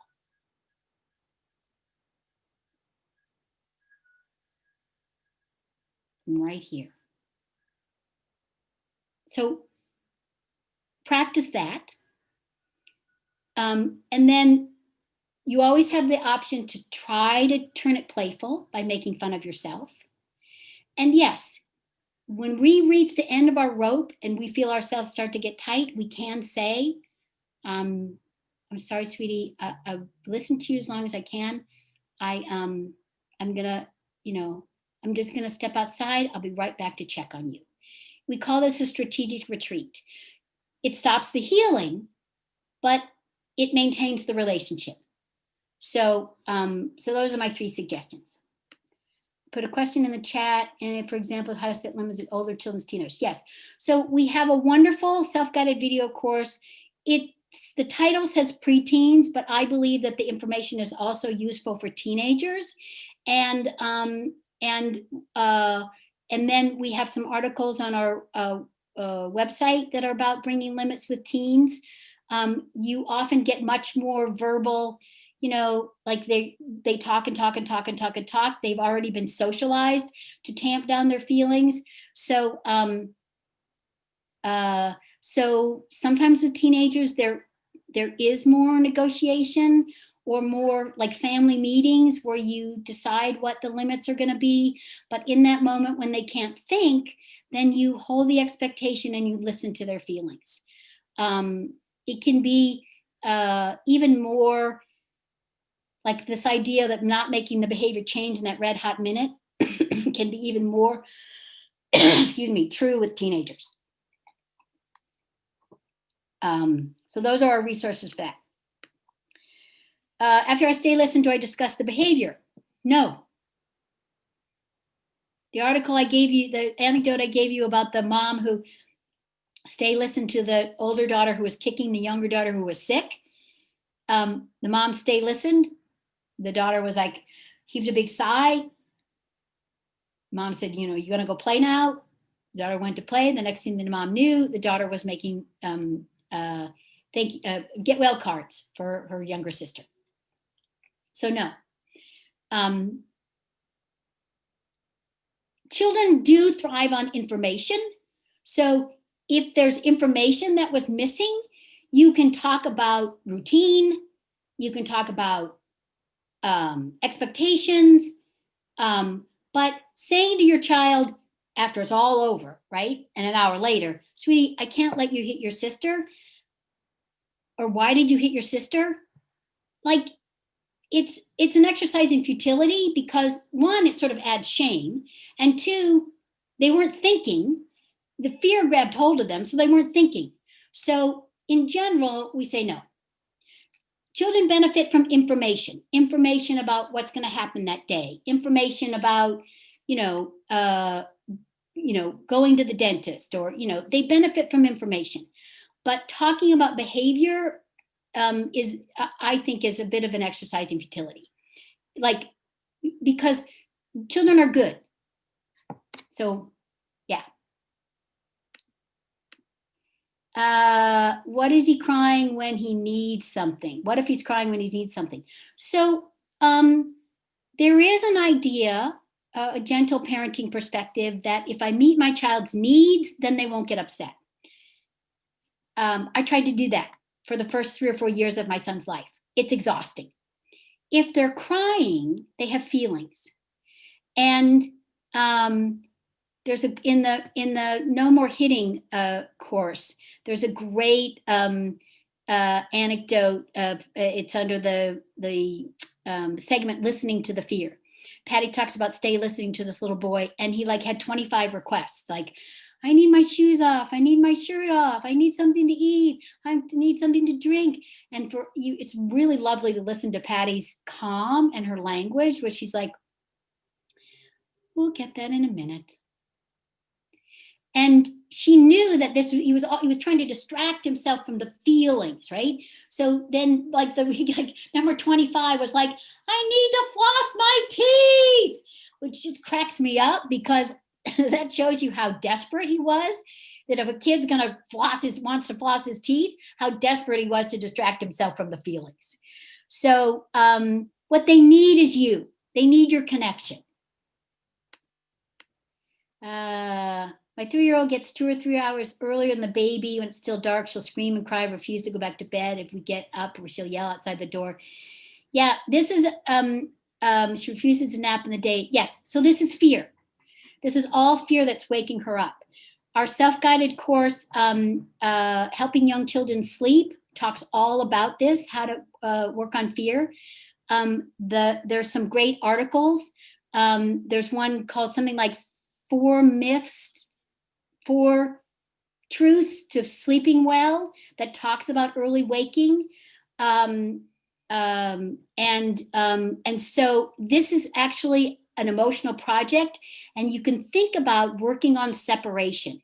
So, so if you do a lot of pouring in connection and listening to feelings during the day, and even listening to feelings around nap time, even if she doesn't go to sleep, you may see that she starts to sleep more through the night. So I know that's not a complete answer to your question, but I hope that gives you a starting point. It's fear. It's separation. It's separation and fear that's waking her up. What can I do with my kids? I'll stop making fuss at our dinner table. So we've got a great article called The Missing Ingredient. That's about, if you put in connection before dinner, then oftentimes you get more cooperation during dinner. And also, you can think of joining in the play. So you can make dinner time playful. You can eat dinner under the table. You can decide you're all going to eat as animals that day, your favorite animal. So getting laughter going, like, it creates this culture of laughter and connection in your family. How do I address defiance? My tween will resist what I ask because he seems to believe that he will have lost. Yeah. So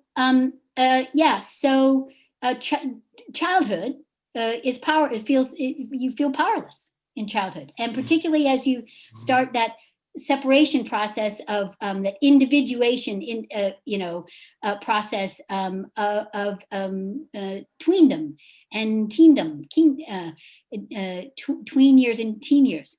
And so first of all is, we have lots of great articles.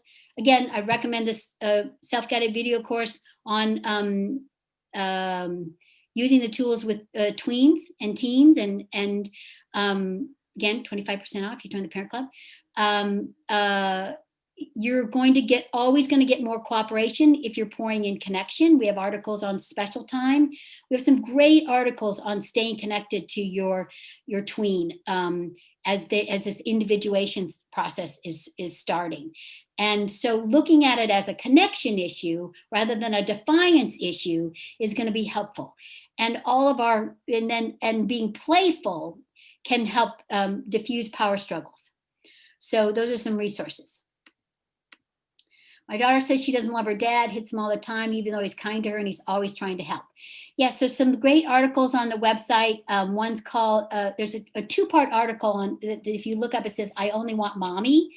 And another one that's I want mommy. That's about this great tug of war that these parents did at bedtime. It was going to be dad's time to put away the kids at bed, and so they did this tug of war where they fought over the kids and got a lot of laughter going, and then bedtime went much more easily. So so look at those articles. It'll give you lots of ideas on how to work with this. It's very common. It's very, very common. It's not personal. It's a little bit developmental, and it's also signaling I'm feeling disconnected. I've got some feelings. And so there's some great ideas on how you can work on that in those 3 articles. She tries to prevent our baby from feeding by being super loud or distract the baby off my breast to stop feeding. Yeah. So, so Dan, this is I'm going to recommend the article, We Can't Send Her Back. I'm also there's an article on how to make your older child feel special. Our self-guided course on sibling rivalry. In the Parent Club, there's a great webinar that instructor Summer Sheldon did on when you bring your baby home to your toddler. And in general, what you want to know, what you sort of want to prepare for this by maybe giving her special time before you nurse the baby.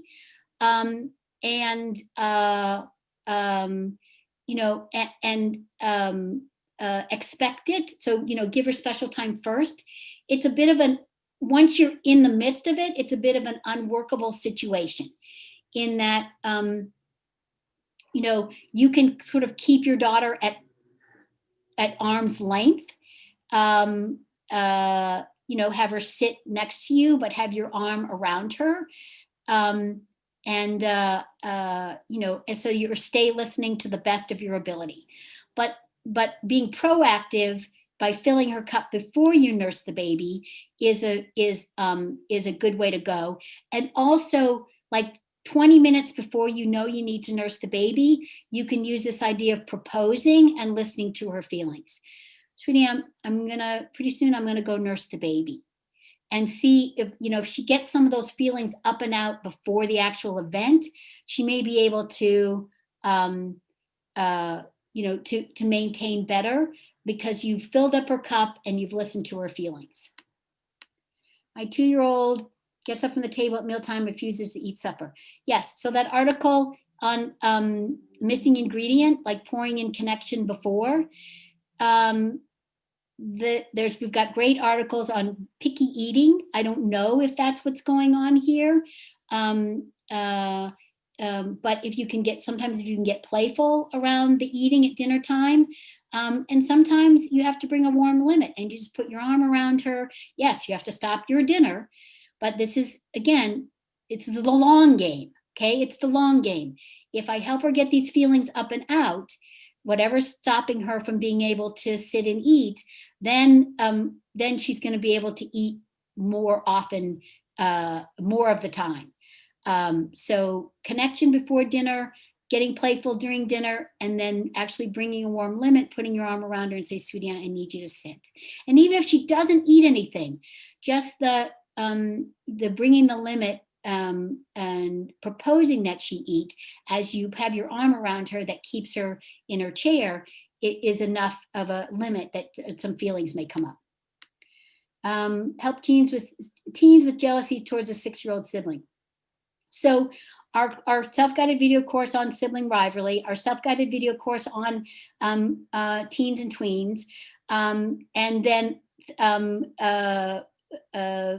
thinking of this as a connection issue. So I know it's more challenging to pour in connection to teens, but there's an article, Special Time with Teens. So pouring in connection with teens. and then playfully intervening.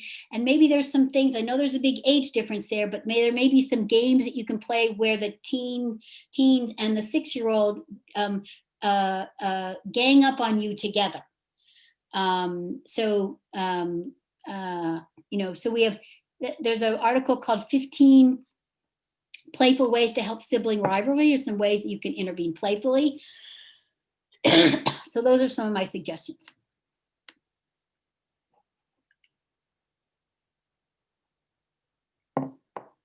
People of color dealing with multiple other triggers, please address my question. I answered this question.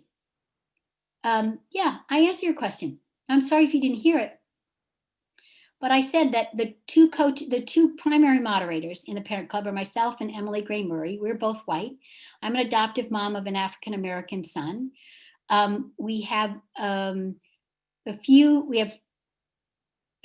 two female instructors of color, one Black, and then one instructor candidate, a dad who is Black, and then we have couple of Latin instructors, and then a few Asian instructors.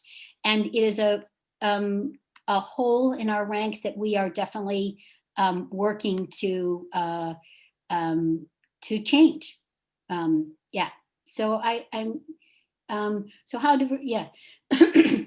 Yeah, and I will also tell you that in our organization, we use listening time to actively work on our own implicit biases. We are really committed to that, to being effective allies to parents of color, and by using listening time to work on any of our own hidden biases. Validating, reflecting back my 5-year-old's feeling just backfires. It works. Yes, absolutely. So think about this. You're talking, you're reflecting back their feelings. This is the alarm center and the emotion processing center of the brain are the parts that are running the show. They have no access to the language processing part of their brain. So when you are talking, it's literally like you're doing this to them. It's like you're tapping on their head. And if you tap on your head, you'll feel how uncomfortable and even painful that is. So that's why 95, even 97% listening, sending the message, beaming your love at them, and not saying a word about their feelings other than, yeah, it's hard. I'm right here. Remember, 92%, 93% of communication is nonverbal. So that's what I would try. Experiment with that. Have you ever felt you got off track helping a parent, got lost in being a good helper? What helps you get back on track? Lily, I'm going to assume you're asking me this question as a coach. I would say if I feel that I have misstepped with a parent, I go get listening time. I get listening time about what old hurt of mine, what bias of mine got triggered. I apologize. I make amends, and I see if I can still be of help. So that's why I assume you're asking that. Oh, you weren't being as good a helper to that parent coming from the wrong place. Perhaps from our own fear. Yeah, absolutely. Definitely coming from our own fear. And so working on it in listening time is how I handle it. And then I apologize with grace and take full responsibility for misstepping. And I've done it in the Parent Club. I've done it in the Parent Club because I'm human and I was a child once, and how do you set proposals? How to react if kids not listen, not follow? She spends an hour waiting for me, being bored instead of doing anything properly. And then she gets in a bad mood, starts picking on her little sister. Yeah. So I want to make a distinction between bringing a proposal and like having an expectation around routine. So if you have an expectation around activities or routine that you want your child to do, then there's something stopping them from doing it, then they can't and they need help. And so you can work on that from a couple different angles. You can bring, you can make sure their connection cup is full with special time and rough and tumble before you leave them on their own, or you can bring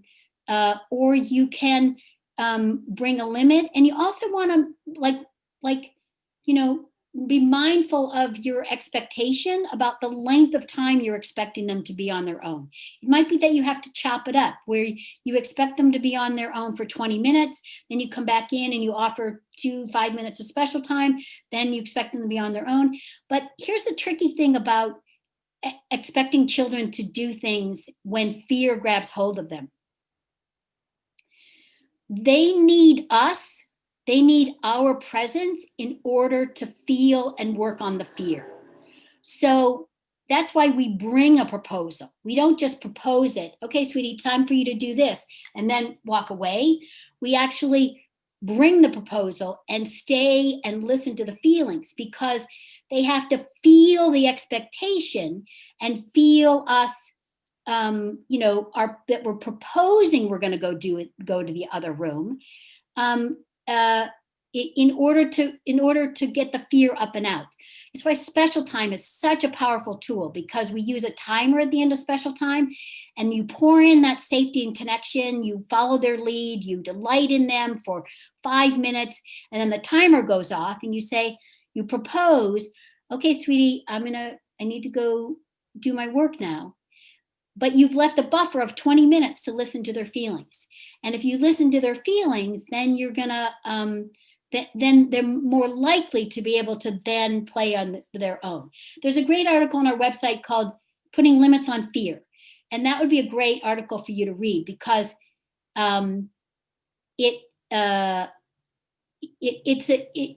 it's an article where Julie, our communications director, actually wrote that article. It was about her daughter, that anecdote.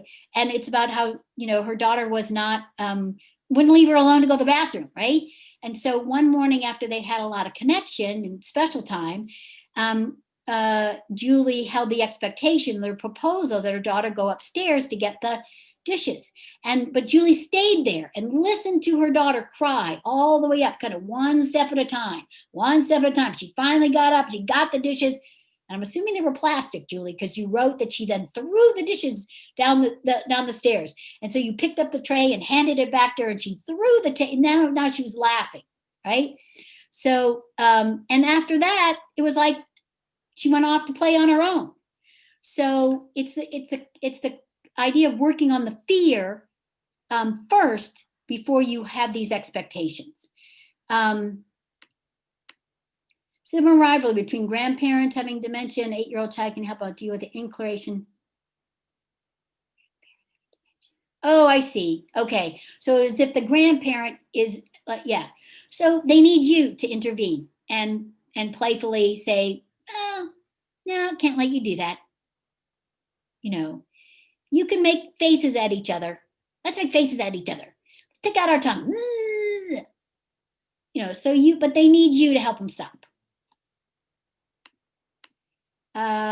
So helpful. When my tone is off, when I start to worry about the child, I get distracted by my fear rather than confidence in the parent's natural intelligence, like when the unworkable situation happens. Oh, okay. Oh, good. That was just helpful. Thank you. You're so welcome. I'm like an hour over. I'm going to answer these last 3 questions. Can you bring the limit and listen with a child who's overwhelmed? She has to remove herself to a quiet space. You can't connect in the moment. Okay, it's a great question. So some children have already learned that if they remove themselves from the situation and go away, then they can tamp down their feelings. I have a couple of recommendations for this. One is that you hold the limit. Sweetie, we're going to stay here for a minute. Remember, they can't think. They can't process words. So it doesn't really matter what you say. It doesn't matter if their words are sort of illogical or like, they're not consistent. Like I don't make her stay in the living room all the time, so it's a reason to connect. So you just, that's where we're going to stay here right now, and allow her to have her feelings, even if she gets to the point where she's hyperventilating. We've had kids who are working on fear who get to the point like that throw up. Like when I'm doing listening time and I get really deep, like really deep fear comes up, I start to gag. I actually start to throw up. So um, uh, holding that little limit, we're just going to stay here right now. That's one thing you can do. If she goes into her room and shuts the door, you can keep connection going by slipping notes under the door. You can, open the door, peek in, close the door. You can see if you can get laughter going, because laughter is also the release of fear. So those are my 2 suggestions for that. Can you set a child yelling at us when they're mad? Oh, I answered this question. Yeah, I answered the question. Do you have tips when I leave my son with his sitter? He'll sometimes hit or throw, worse way, run away in public. This happens with me too. What tools can we use to ensure safety? So this is separation, and it's fear that's driving the behavior. We have some great articles on separation on our website. If you just put in the word separation, Julie even created like this whole list of articles, like with links. We also have the self-guided video course on separation. In general, my my quick and dirty. And there's a wonderful article called "Farewells Are Not Fun" that gives you like a plan of doing special time first, and then proposing. The babysitter is going to be here. Don't give a time limit, because then time can make kids anxious. So just babysitter's coming today, and then listening to the feelings. And so maybe you've poured in connection and listened to feelings before the babysitter even gets there. See if you can have the babysitter come like a half an hour before you actually have to leave, so that you can do what we call a long, slow goodbye, where you are proposing and you're stepping back, and the babysitter has their arm around your child, and they're saying, they're just, they're the anchor as you are stepping back, and both of you are stay listening. You can also do a tug of war with the babysitter, where you fight over them. See if you can get your son and your babysitter connected before you have to walk out the door. Yay! So, gosh, thank you so much, those of you who hung in here. I hope all of this has been helpful. I know all of it's been helpful, because I know how powerful these tools are.